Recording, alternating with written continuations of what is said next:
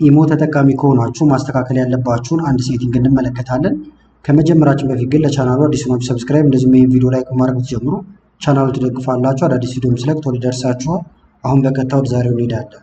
ስለዚህ በዛሬው ቪዲዮ የምንመለከተው ምንድነው? ለምሳሌ ለሰዎች ፎቶ ወይም ቪዲዮ ሲልኩ ወይም እነሱ ደግሞ ለእናንተ ሲልኩላችሁ ቀጥታ አውቶማቲካሊ ሴቭ ይሆናል ማለት ነው። ሴቭ ሆነ ማለት ደግሞ ቦታ እየያዘባችሁ ይሄዳል። ስለዚህ ስትልኩም ስትቀበሉ ሁሉም ሴቭ እንዳይሆን ትፈልጉ ይሆናል ማለት ነው። ስለዚህ እሱን ለማስተካከል መጀመሪያ ኢሞአችሁን ትከፍታላችሁ።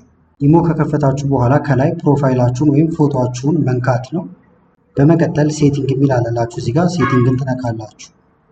ከዛ ስቶሬጅ ኤንድ ዳታ የሚለው ውስጥ ታገኙታላችሁ። አንዳንዶቻችሁ ድጋ ደግሞ እዚህ ጋር ላይኖር ይችላል። ለምሳሌ ስቶሬጅ ኤንድ ዳታ የሚለውን ስናኩ አውቶ ዳውንሎድ የሚል እዚህ ታገኛላችሁ። እንደምታዩት እኔ ጋር እዚህ ጋር የለም። እዚህ ጋር ከሌለ ደግሞ ምን ታደርጋላችሁ? ቻት የሚል አለ። ቻት የሚለውን ትነካላችሁ።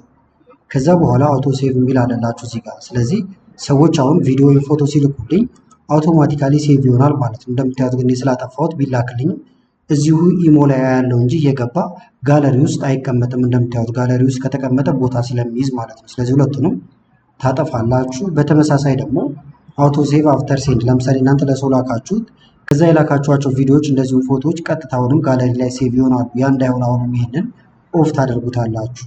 ቪዲዮ ከተመቻችሁና በቀጣይ እንደ አይነት ቪዲዮዎች እንሰራላችሁ ከፈለጋችሁ ቪዲዮ ላይክ በማድረግ እንደዚሁ ኮሜንት ላይ አስተያየቶችን በመጻፍ አሳውቁኝ። ከላይ ኢንስክሪፕት ላይ ያለውን ቪዲዮ እንድታዩ ጋበዝኳችሁ። አመሰግናለሁ በጣም ቻው።